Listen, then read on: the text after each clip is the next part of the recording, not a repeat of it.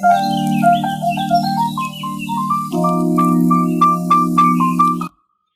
folks, welcome to another electrifying interview on Spark Igniting Minds. Meet Chris Roberts. Today we have the pleasure of diving into the world of customer experience and loyalty with none other than Christopher Roberts. Chris is a seasoned expert in the realm of customer engagement and loyalty, serving as the founder and managing director of Engaged Strategy in Australia, a pioneering force in the realm of net promoter loyalty partnerships. His deep understanding of customer insights and frontline staff engagement has been instrumental in his success.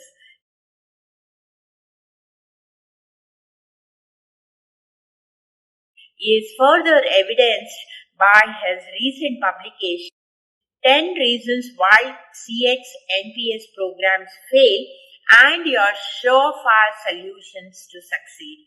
This authoritative work has garnered acclaim, earning a spot among the top 10 most read CX books of 2023 by Martech Vibe. Today, we are honored to have Chris Roberts with us to share his insights, experiences, and strategies for transforming customer experience and driving sustainable business growth.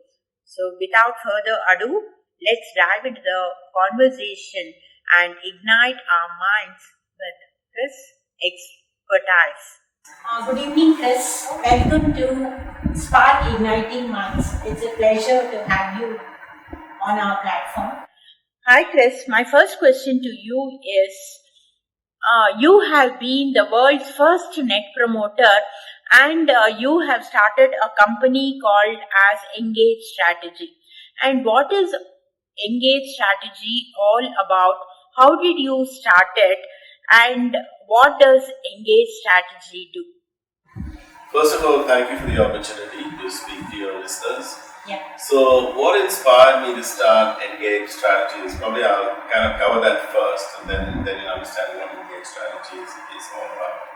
So I used to work for large corporates, and when I worked for large corporates, I always used insights to drive strategic decisions. Because I think if you don't have insights, you're flying blind.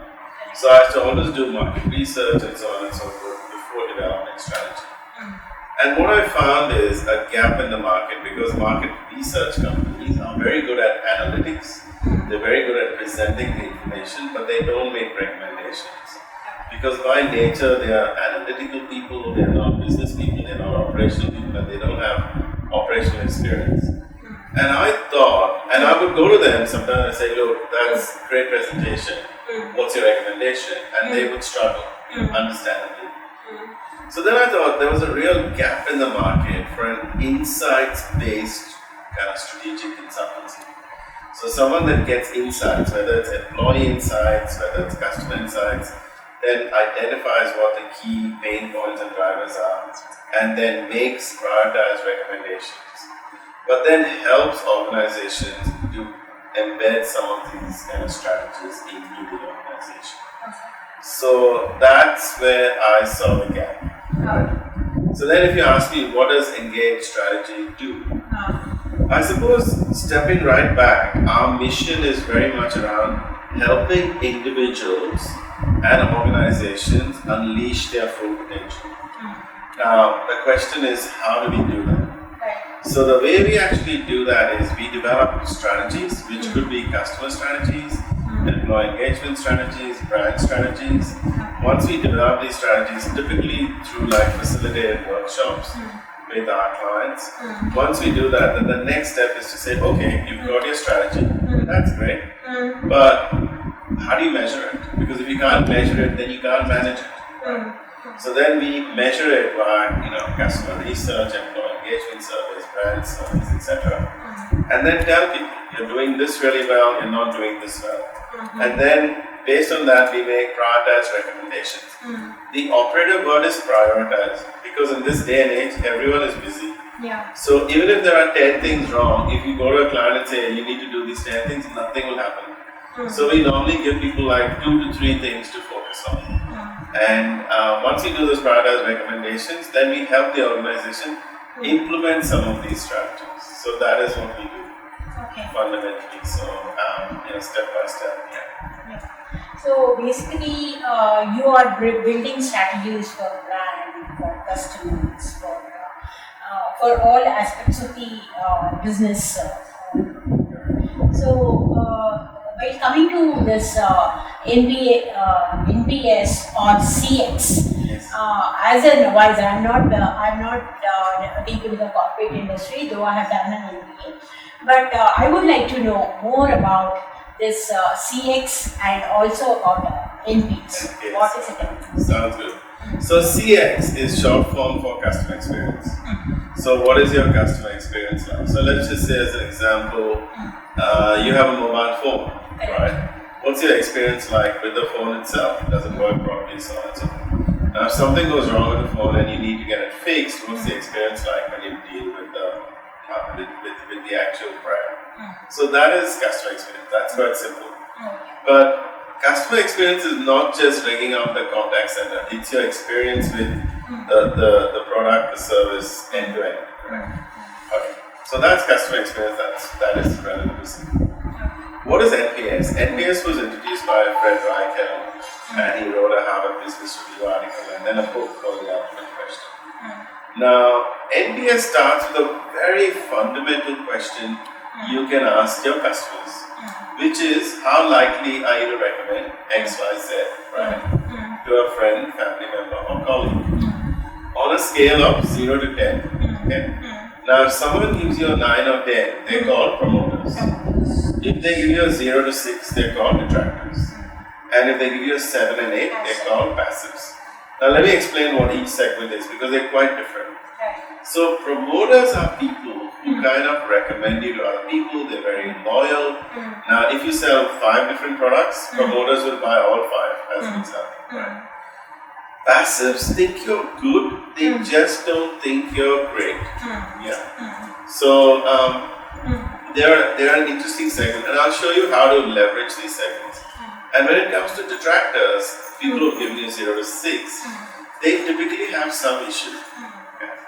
Now, each of these segments, I like to tell people you need to treat it like a strategic conversation. So, what is a strategic conversation? You know what? As a brand, you go, we want to be worthy of recommendation. How are we going to do? So, the promoters tell you what you're doing well, and you should share this best practice across the organization. Because let me tell you, life is a normal distribution.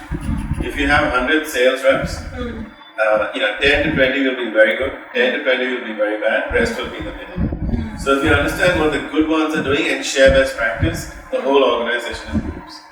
Now when it comes to passives, like I said, passives think you're good, not great. So the conversation you have to have with them is, if there was one thing we could do better, what would that be? So they tell you what you need to do to go from being good to great. Yeah. Now detractors normally have some kind of issue. Now people like say to me, hey, but 6 out of 10 is not bad, it's better than 5. But the fact of the matter is these detractors in comparison to the other segments are like chalk and cheese. And detractors usually have some kind of issue, right, with the organization. So they're a great source of improvement. Because customers are in the best position to know what you're doing well, what you're not doing well, as an example, right? So it's an opportunity to really learn. So, rather than looking at them like a negative segment, they give you opportunities to find out what is wrong and really improve. So that's what the 3 segments are. Now, the term Net Promoter Score is the percentage of promoters less the percentage of detractors. So let's just say 50% are promoters and 20% are detractors. Then it is 50 minus 20, which is 30. But let's just say if everyone is a promoter, then good on you. Then good. Your score is plus 100. Yeah. The company is doing very good. But if everyone is a detractor, then your score is minus 100. Okay, after getting these NPS and CX, then what is your next step and what strategies do you Yeah. So what we do next is when we do these surveys, we don't just ask the NPS question and tell me the reason for score. We also ask questions around some key aspects. So for example, each touch point. How is the website performing? How is the contact center performing? How are the sales reps performing? How is supply chain performing? So we ask questions around that. Then the second thing we ask is questions around brand attributes. Do you believe we are reliable, and so on and so forth. But the next thing we do, which is I think quite unique to it, us is we measure the customer experience DNA. Now remember I talked about customer experience before, but customer experience is made up of two aspects. One is functional bit, so for example, you're reliable, you're responsive, your staff are knowledgeable. It's functional bits, right? But the emotional bits is the icing on the cake. So for example, when you interact with a customer, do you make them feel valued? Do you make them feel cared for? Do you make them feel supported? That is the secret of NPS leaders. So we measure all these aspects. Once we measure all these aspects, we then use advanced analytics to say, okay, here are all your scores, here are all your themes. Now, what's your focus area? So once we say this is your focus area, then the rubber only hits the road when you take action. Because if you do a survey, listen to customers, take no action, nothing happens. Right? So the rubber hits the road. The way we do it is we get the organization to take action top down. Top down is functional heads of sales, service, marketing, etc. And that is more of a strategic action plan, how we compare to our competitors, what do we need to do, what are the systemic issues. And then the second one, which is actually even more powerful, is bottom-up ideation, where we go to the respective service teams and sales teams, and we always recommend that results should not just be at a brand level, it should be down to a team level. So at a team level, you literally go to them and you say, okay, this is our score, these are our key drivers, these are the areas we need to focus on, and now let's develop an action plan. So we train frontline managers in terms of how to get their teams together, use speed ideation techniques so that in half an hour, 45 minutes, they can come up with ideas. Now the double benefit of this is that when you engage staff in delivering a great customer experience, your employee engagement goes up as well. Because all employees want to be part of something good and big. So that's how it works. But then I have been seeing your post, and somewhere you have said that this has been taken as a hobby more than. So why do you say that, sir? So look, what actually happens is if you go to any business and you go to them and say, anyone here who's not busy, no one will put their hand up. Everyone is busy. There's almost like a cult of busy. People love to be busy and they are busy. So then this NPS program comes and it creates work. So most people go, oh look, I don't have time to do that work, right? Now there's another aspect to it. They don't understand the economic value of NPS. So the importance is not given.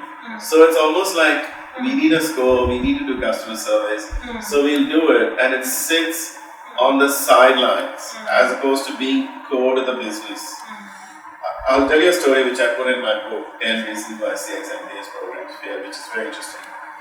You must have heard of the Zoroastrians. They were refugees from, what was Persia and now is basically Iran.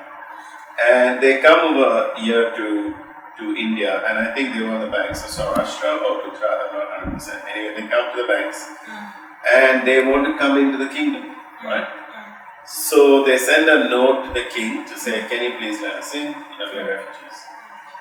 Now, the king has a kingdom that's really full. There's no place.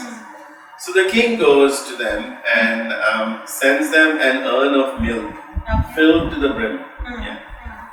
To the leader of the Zoroastrians. And the leader of the Zoroastrians understands. He's saying the king is trying to say to us, look, my kingdom is full, I don't have place for you.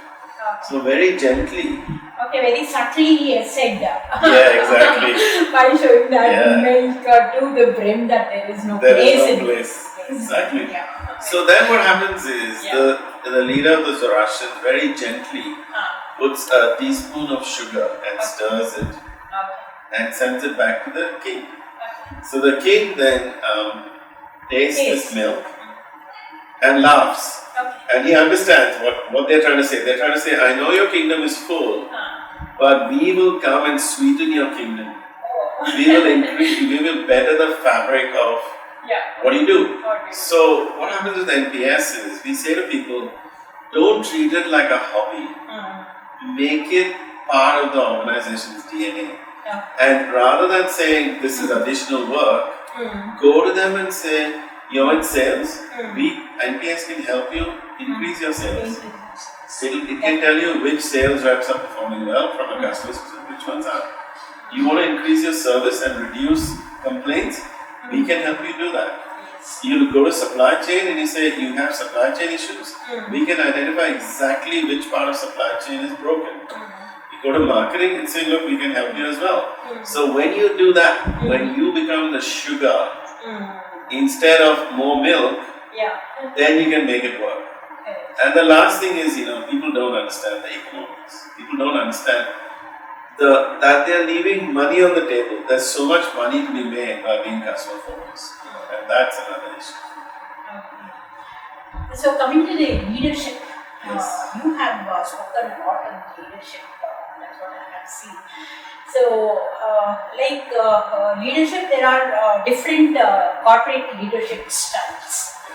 Okay, so which leadership style would you recommend? I have seen a post where you say that instead of being a command and control leader, why don't you become a transcendental leader? So what is transcendental leader and what is a command and control? Yeah. Okay. So I think nowadays you have to remember something, that the younger generation, and especially for India, this is a big challenge. Yeah. The Gen Z population in India as a proportion is massive, more than anywhere else in the world. So you've got all these young people and the dynamics has changed. So where previously, if someone was elder to you or in a more senior position and they told you the sky is blue, you would say yes, the sky is blue because you are a respected elder person. Now what young people do is, if an elder says the sky is blue, they go to their phones and check, is the sky really blue? So the point is, the younger generation has access to massive amounts of knowledge, right? So just positional authority is not going to get them to listen. You have to convince them, right? And because you have to convince them, it is really critical that you lead them in the right way. You can't just tell them, do this, do that, because I told you so. You have to sell it to them. You have to explain to them that we need to do this because of this, and then they will buy into it. The second aspect is that our generation, had responsibilities and accountabilities. We had mortgages to pay off and this, that, and whatever, and hence we would suffer in silence if we had a tough command and control manager, because we knew we had a mortgage to pay off. The younger generation is more into experiences. They are not really interested in... They question you. A lot of questions. And they're interested in experiences. And the other part is, they want to make a difference now. So unlike our generation, which said, someone said to you, I want to do X, Y, Z. They'd say, you need at least 5 years experience, then you'll be able to do it. That doesn't work now. Now young people want to make a difference right now. So then, the leadership style of where you just go to them and say, do this, do that, because I told you so, it's not going to work. So what is transcendental leadership? It's like, rather than command and control and being very operationally focused, it's getting people to latch into something higher, like a higher purpose. And that can be great customer experiences. It can mean something like defeating the competition, making a difference to the world. And what we find is that when you tap into that in a very small way, if you give staff jobs that are meaningful and purposeful, then magic happens. So in fact, when I've achieved amazing results, it's always been due to staff engagement, where I've just given them a little bit of purpose, a little bit of meaning in terms of what they do. So that means you need a whole different leadership style of understanding people's needs and being able to influence them rather than command them. And that's what I mean by transcendental. So rather than commanding, it is a vision of the company which has to be percolated to the level down below. Yes. So everybody has to understand what's the purpose of the company Correct. and what is the vision of the company, and according to that they'll have to work instead of just having a hierarchical system and somebody commanding and Absolutely. the others perform. Yeah. See, I'll tell you something really sad. When we've done national employee engagement studies, one of the things we found is we went to an organization's employees and we said, how likely are you to recommend your organization's products and services? You're an employee of this company. The NPS was not very high. So if your own employees are not willing to recommend you, what hope have you got with customers? The second thing I'll tell you, when we do employee engagement studies, we do this thing called the champion slide, and it's just what you said before. And the champion slide is a combination of, do I understand your strategy and direction, and am I personally committed to make it successful? So if both those are good, then you're a champion. But then you have some people who understand your strategy but are not committed, and they are bystanders, and they're dangerous people. And then there's a third group, which is a very funny group. They don't understand your strategy, but they're personally committed to it, whether they understand it or not. We call them loose cannons, right? Oh. And they are people who are just positive. Whether they understand something or not, they're positive. Yes. And then the last group is your weaklings. They don't understand your strategy and they're not committed. And that's the group you need to get rid of or reduce. Yeah. But champions are great because they give you discretionary effort. They go above and beyond. They are more loyal to you. So it's critical. This understanding strategy and then attaching yourself to it is critical. And that's part of transcendental leadership. That's fantastic. And the way you have really, segregated the employees into different categories. That's really See, and the best thing Yes. is you can take that grid I just explained. You can look at it organization-wide, but you can move it to finance and say, what does that grid look like in finance? Is the issue understanding or is it commitment? You can move it to sales and say, what is the issue there? Is it understanding? Is it commitment? And then take diagnostic action. So champions are those who understand and commit. Exactly. Yeah, very nice. And coming to your book, you have written a book called as 10 Reasons Why CX Fail. So what are the reasons and why do you fail? Why do you think that they have failed and yes. Yeah, so the reason I came up with the book, so we started doing NPS like 15 years ago. Our experience spans 20 plus industries, knowledge of 200, 300 brands. And I suppose the main thing about us is we know how to increase NPS scores. So in business to business, we've increased NPS scores by 80 points, business to consumer more than 60 points, which is quite a big jump in tough categories. Now, even though we know how to do it, the frustration is that even though there is money in it, people don't take action. So they just look at it as a survey or a score and they don't take action. And most of the time the score is the big issue, it's like no, why do they do that? Even they know if the sales increase, their company goes up. Yeah, but so why do they just ignore this? Correct. No, I'll kind of explain because supposing you say sales as a metric, sales are going up. So you go, yes, that's an immediate metric, so it gets focused. Right. Now the thing with NPS is you're saying, make customers more loyal, make them buy more, but no one really measures that. So the effect is not seen immediately. It's not like you run a campaign and you get 100 sales, right? This happens in the medium to long term. But the main thing is the economics are not understood. So let me share with you the economics. Okay. So when organizations look at economics, they look at it purely in terms of the sale of a product or service. Right? Now, so people go through a phase of let's increase awareness, let's increase consideration. let's get some sales, and that's what happens. Now, the fact of the matter is that there are other things that happen that drive growth. So, for example, you have a situation where someone will recommend you to other people, where your very own customers become brand advocates and become a sales and marketing channel, as an example, right? And that's a source of growth. Now, as a source of sale, we have seen like 20 to 30% of sales come primarily through word of mouth.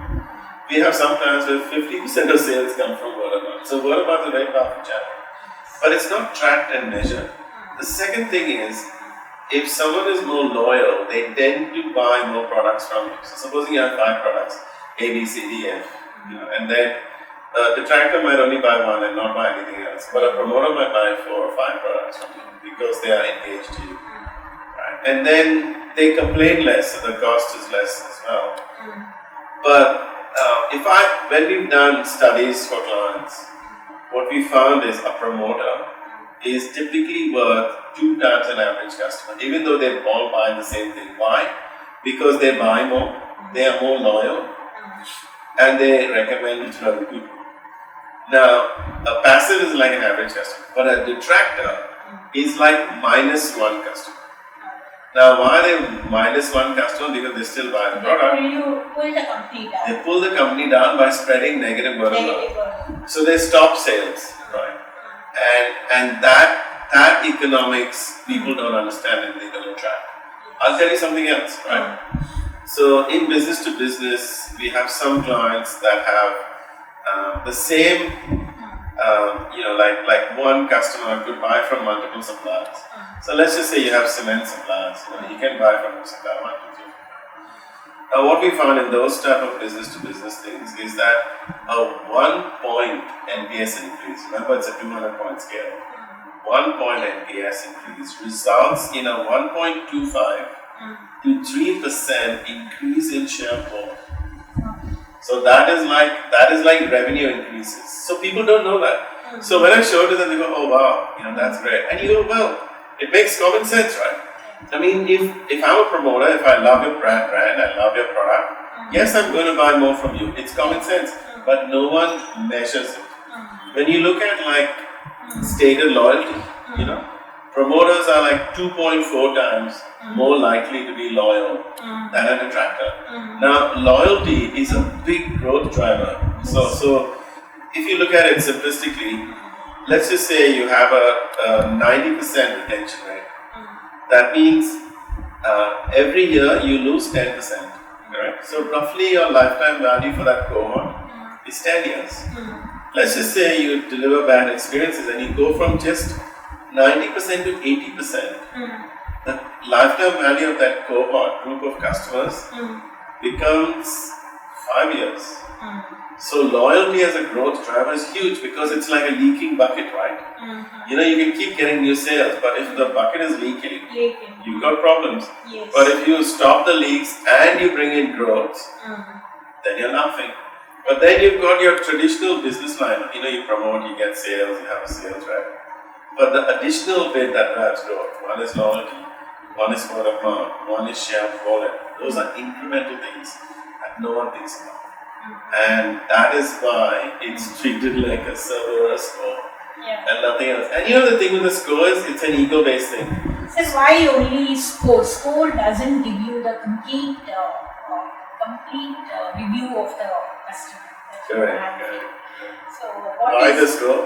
It's mainly ego-based. So when I say that, I mean, so 85 to 90% of all the brands in the world use NPS. So it becomes a case of, oh, what's your NPS? 80. Oh, yours is 80, mine is only 70, So that's what it becomes. And now to answer your question, in practical terms, the score is the end outcome. You should never focus on the end outcome. You should focus on the means that achieve that end outcome. And that is what they don't do. It's like saying, let's focus on profit. You can achieve profit in bad ways and good ways. It's better to focus on the means that achieve your profit and you'll get better outcomes. And employee strategy and the customer strategy. So what are the strategies for your employees and customers? Yeah. So And what's the difference between them? yeah. So I'll talk about the bridge between them. So whenever I do customer strategy workshops, I ask people, tell me about the best ever customer experience you ever had. And 9 times out of 10, they will describe an experience where a human being went above and beyond, right? And you think about your good experiences, it's always be something like that, right? Now the trick is, how do you get employees to go above and beyond? Right? At a hygiene level, you've got to make sure that they are valued, that they're appreciated, that they're rewarded and recognized in terms of everything else, that they understand the strategy and that they are champions. All that helps, right? But the bridge between customers and employees is emotions. So for customers to be real promoters, they have to feel the right emotion. They have to feel valued, cared for, supported, impressed, delighted in it. Now, customers will never feel that if your staff don't feel those emotions first. Do you use some like carrot and stick is one of the so what kind of strategy that you use to keep your employee very close to the customers? Yeah, so carrot and stick kind of works, but I think you have to be careful with that because you'll drive dysfunctional behavior if you offer a carrot and stick without providing them with the training on how to do it. As soon as people don't know how to do something and there is a carrot and stick, they will find ways to cheat. Yeah, so that is dangerous. And that happens with NPS. Right? So how do you do it? The way we do it is we actually engage staff in the process. So we go to them and we say, you know what, let's look at a particular service team. The one thing you need to improve is you're not making your customers feel valued when you interact with them. So rather than telling them, make sure you mention the customer's name once, twice, 3 times in the call, we actually run these speed ideation sessions where we train frontline managers to get their teams together and say, okay, how are we going to do this value deal? Right? Now, one of the best ways to do it is to be proactive. Right? So we go to staff and say, how can you be proactive? Let's come up with ideas to be proactive. So the staff come up with amazing ideas because they are in the front line. They face customers every day. They know exactly what works, what doesn't work. But I'll give you a couple of examples. We had this one B2B client where there was this one account manager that was getting amazing results, right? And when they were getting amazing results, we tried to find out the essence of what it was. And it was that she was proactive. So whenever there was any product issue, before anything would happen, she would contact her customers. There was a supply chain issue, there was a shortage, she would contact them first. If something is going to be delayed, she'd contact them first. She was proactive. And that's why she had amazing results, right? But I'll tell you a little story that I heard. There was this hotel. And you have the people who come and make up your rooms, right? So there's this one particular house, what do you call them? The housekeeper. Yeah, in the hotel. That was getting amazing customer CX and NPS scores. So they went to her and they said, what do you do that? What's your secret? And she said, I come from Vietnam and I am not from this country. And I know what it's like to be away from home. And she says, so when I have a guest, I understand that they're away from home. So I treat them like they're away from home. I treat them like a guest. Because she is away from the home and she knows all the problems. And that's close So right. she can connect to the, she has got a lot of empathy. Yeah, I'll give you another example. Now these are examples you can't train. People come up with it, right? Yeah. Another example was, this was a contact center ideation session we were facilitating. And this lady said, how do you you get call after call after call. How do you actually not make it transactional? Where you're robotic, hi, how are you, blah, blah, blah. So she said, what I do is any person I speak to, I listen to their voice and I try to identify who do they sound like. If they sound like my favorite aunt, I talk to them like I'm talking to my favorite aunt. If they sound like my good friend, I talk to them like they are my good friend. If they sound like my mother, then I talk to them like I'm talking to my mother. And automatically the conversation becomes different. And I remember, because years ago I used to work in a contact center in sales. And I remember people used to say to us to keep a mirror in front of you when you're talking to someone on the phone. Because if you smile when you're talking to them, the smile goes through the telephone line. And it's true, So these are the tips and tricks that come from the front line because they are there every day. And coming to your my last question to you. Yes. This is about like how do you even when you have got detractors, okay? So you have identified so many percent in the company or detractors. How do you make them progress? Do you have any strategies? Yeah, so in NPS, it is best practice that if someone is a detractor, we, at least with our clients, we send an alert to the right person, so someone who's knowledgeable about the whole business, to call that customer up. Why do you call them up? One is to resolve their issue. Two is they're going to be in a very negative frame of mind, so they'll be spreading negative word of mouth about you. So you want to stop that. And three is you want to rescue that account. So from an economic benefit perspective, these detractor alerts are very powerful. They make organizations or save organizations a lot of money. Now that conversation is quite interesting because it's not a complaining customer. So you need to have and we train people on how to do this. It's a conversation where you have to extract insights in terms of what really happened. What was the root cause of the issue?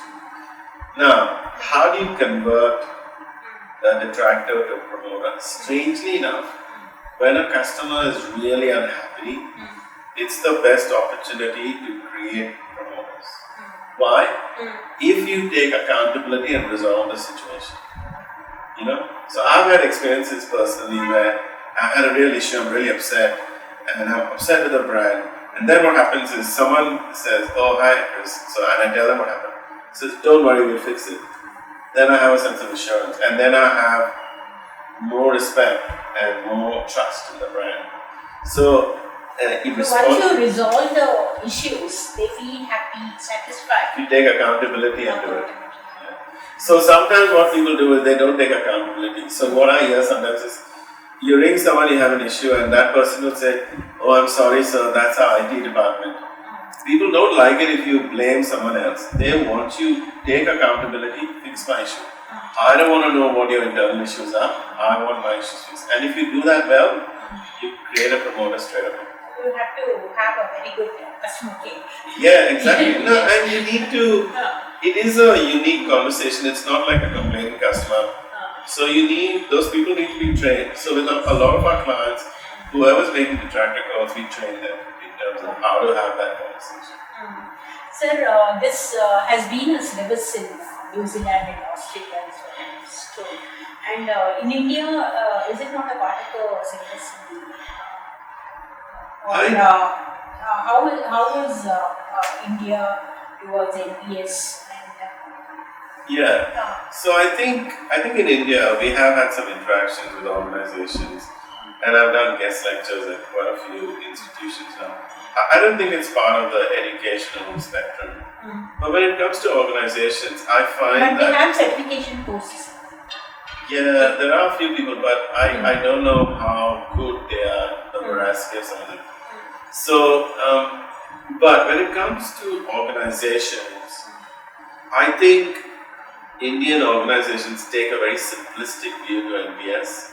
So they typically only ask two questions like, how likely to recommend and tell me the reason for score. And we reckon that's not enough because it doesn't give you enough insight. So like I said before, you need to measure your key touch points. You need to measure your key value proposition elements, your CX DNA, because that is what determines, whether you. Especially when I ring up just dial. Okay. After when I ring next time, they ask me what was your score about. You had inquired about this thing. So what is your score? Can you rate between 1 and 5?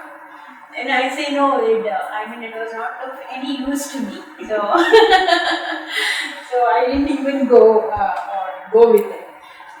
So in that instance, if Yeah. you take that instance, the way I would suggest just do it is, I would say, how's your overall experience? And let's just say you said 2 stars or whatever. So now I know you're upset, and I would use logic to actually say, what areas do you think we can improve? So you might So say. they don't ask any next question. That's the end of it. Yeah. You need to ask those next questions. Fundamentally, you have to look at it this way. Yeah. People get hung up on short surveys because you get a better response rate, and that's true to a degree. But the bigger issue is not whether you get a better response rate or shorter surveys. It's, do you get good insights? Do you have enough insights so you can go to your call center manager and say, you know what, your top 3 focus areas are ABC. So you go to supply chain, your top 3 focus areas are DEF. Marketing, you need to focus on 1 to 3. So how many companies you have under your engage strategy? How many companies have used your strategies? Yeah, so right now we manage around 40 odd brands. Okay. Obviously, But all from Australia and New Zealand, or we have a couple in India, right? India? Yes, we do, and it's relatively new for us, but we do have a couple of clients in India, but mainly Australia and New Zealand, which is where we kind of started out from. And over the years, we've had a lot of other clients because some of our clients got merged, acquired.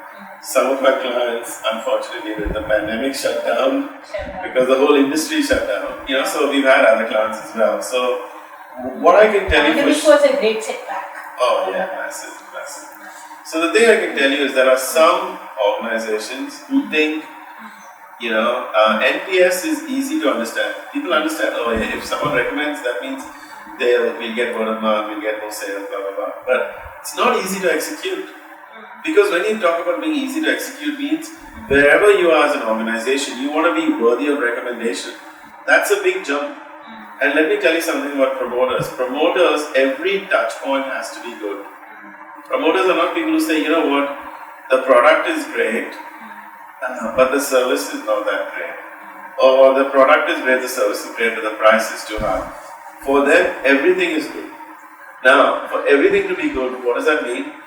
NPS is an exercise in organizational transformation. The whole organization needs to be behind it. It's not just customer service. Thank you, Chris. Thank you, Sahana. for giving a lot of insights about NPS and CX. And it was really nice talking to you, interacting with you.